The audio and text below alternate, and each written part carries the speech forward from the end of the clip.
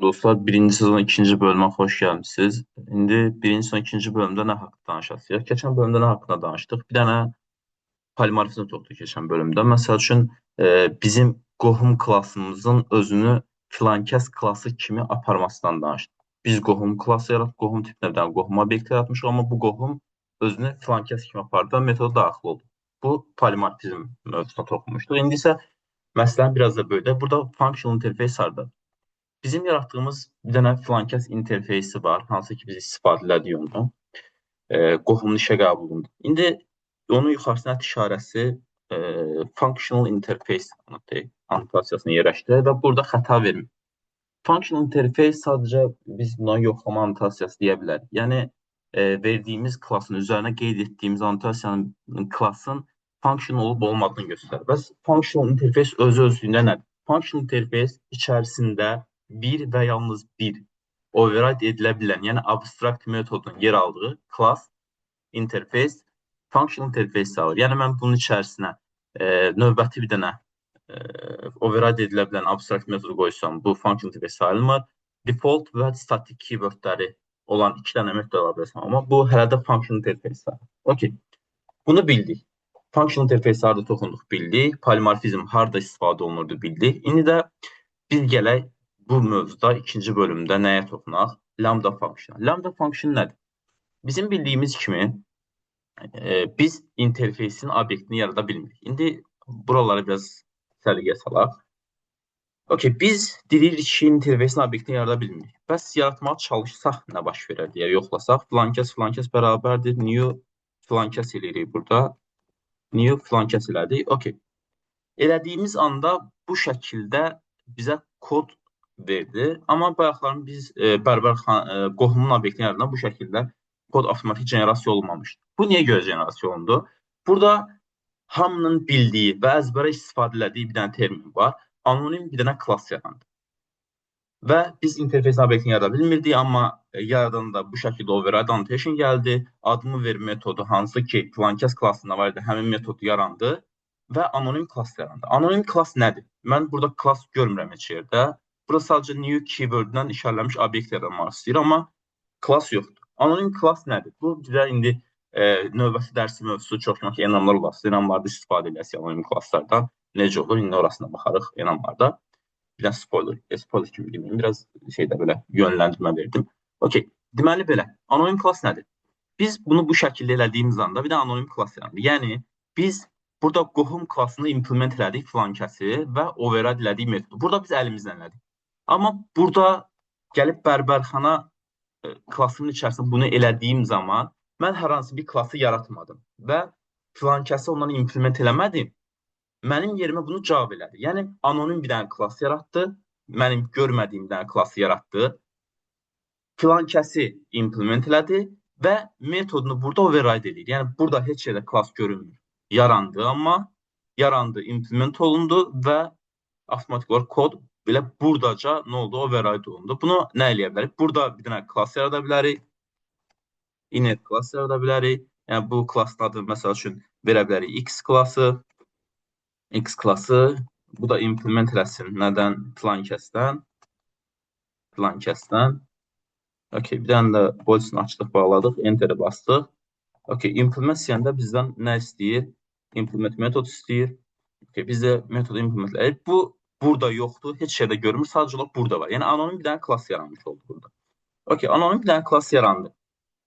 Bəs bunu necə lambda functiondan əlaqələndirəsiz? İndi mən burada yazıram ki, məsəl üçün sort salam mesajını ekrana göstərmək istəyirəm və run eləməyə çalışsam, elə bu hissəni elə ki, yığışdıraq ehtiyac yoxdur. İndi bizim bu metod çağırmıyor. Bu metod işləsə heç yığışdırmağa da ehtiyac yoxdur. Okay, run edirəm, çalışdırıram.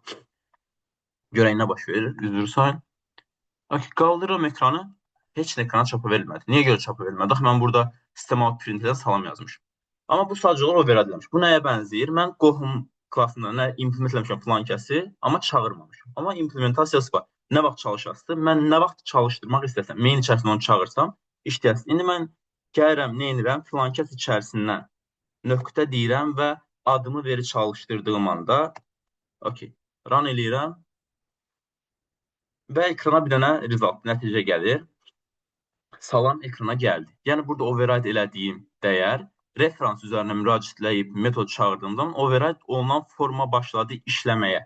Okay, bura kimi məncə aydındır. Bura kimi sadə də aydın. İndi burada lambda function işin harasında.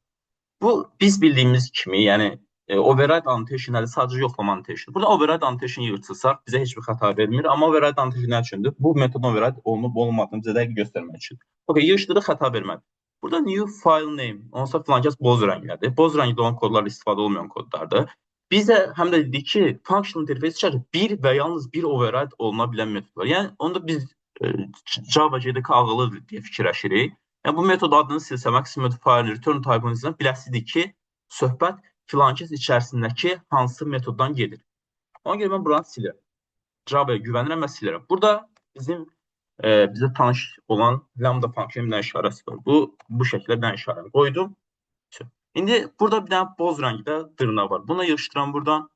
Okay, bunu yığışdırdım. Bu dırnaqlar skoplar onsuz da ID-dir. Bayaq kimi tutuşur. Hər şey yazdım. Təzədən run eləyirəm, görək nə baş verir. Run eləyirəm. Bir dənə result gəlsin. Salam yenə ekrana gəldi. Bir dənə də daha səliqəli olsun. Bunu qaldırıram yuxarı. Bunu yuxarı qaldırdım, nə gözəl. Mənim artıq lambda function sayəsində, function interface sayəsində. Bunu hardan bildim? Ancaq metodun body şeyini verdim, parametr qəbul hissəsini verdim. Body'sini yazdım və həmin metodu override elədim. Çünki bilir ki, function interface-ə bir dənə override edilə bilən metod var və bu metodu orada göstərirəm. Sadəcə ox işarəsi qoydum və həmin şəkildə nə etmiş oldu? Override eləmiş oldu və bunun tipinə filankəsdir, referans filankəsdir, referansında bunu saxlayır dəyəri. İndi mən burada filankəs nöqtə adımı veri çağıranda nə baş verir? Okay, filankəs adımı veri çağıranda burada override olunmuş forma gəlir ekrana çapa verir. Yaxşı, işi biraz maraqlı eləyək. Biz buradakı işə qəbul oldu da.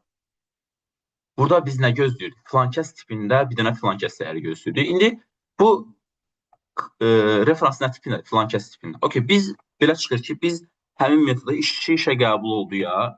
Biz nəyə göndərə bilərik? Filankəsi göndərə bilərik. Okay, filankəsi göndərirəm. Xəta verir. Niyə görə? Tip uyğundur. Referans adını göndərdik. Getdi və adımı verib burada çağırdım. Və burada çağırdığım zaman nə baş verir? Run eləyək. Okay, salam, sənədlər qəbul olucu formasında ekrana yazı çapa verdik. Niyə görə? Çünki biz adımı ver metodu necə override eləmişdik? Salam ekrana yazılsın şəklində override. Bunu salamı silək, məsəl üçün olsun mənəm. Oldu məsəl üçün. Okay, run elədik təkrar. İndi bu dəfə mənəm şəklində çap olunası. Burada nə çalışır? Polimorfizm çalışır. Yəni filankəs tipi deyəndə, yəni biz burada new anonim class yarandı, onun obyekti yarandı. New məsələn qohum kimi göndərmişdi. New qohum ya da new yeni qohumdur və s. Bu tip əslində nədir? Elə ki filankəs bərabərdir new anonim class şəklində gəldi və bu dəyəri bura göndərdi. Dəyəri göndərdiyim zaman həmin referansdan həmin metodu çağırdığım zaman baxır ki, interfeysdə bu metod abstraktdır. Düşür, yəni child class-da bu override olunur və override olmuş formada ekrana result gəlir, ekrana çapa verilir. Bu hissə aydın oldu məncə. İndi növbəti hissəyə keçək. Lambda functionın birbaşa metoda dəyər kimi ötürülməsi. Bu hissə bəzilərimizə qarşı qala bilir. Niyə görə qarşı qala bilir? Çünki biz həmin metoda gözləyirik ki, bir dənə dəyər, düz bir dənə dəyər göndərək. Biz lambda function dəyər kimi göndərik, gözümüz alışıq deyil. Amma biz bunu göndərə biliriksə, filankəs tipində biz avtomatik olaraq nəyə də göndərə bilməliyik? İşə qəbul oldu metoduna. Birbaşa buradakı lambda functionın özünü də göndərə bilməliyik. Belə çıxır ki, okay, bunu gəldim, əlavə edirəm parametr hissəsinə, xəta vermir. Dayı oğlu yazıram burada. Deyirəm ki, bu da dayı oğlu. İndi göndərirəm. Okay, indi baxaq görək. Mənəm sənədlər təbrik tayıqlı təbrik. Deməli biz nə etdik? Metoda funksiyanı göndərə bildik. Deməli burada biz nə öyrəndik? Bir dənə abstract class, tip və əlavə funksiyalar yazmadan, icra eləmədən bir neçə kodu bir sətrə endirib bunu istifadə etməyi öyrəndik. Bu da bizim lambda polimorfizm, inheritance varislik mövzularında haqqında qısa serialımızın, dizimizin sonuna gəldik. Bu ikinci bölümüydü. 2 bölümlük bir maraqlı bölüm oldu, dizi oldu məncə. İndi növbəti də enamlar və observer pattern haqqında video hazırlayacağıq. İndi inşallah növbəti videolarda görüşərik. Sağ olun, özünüzdən müğayət olun.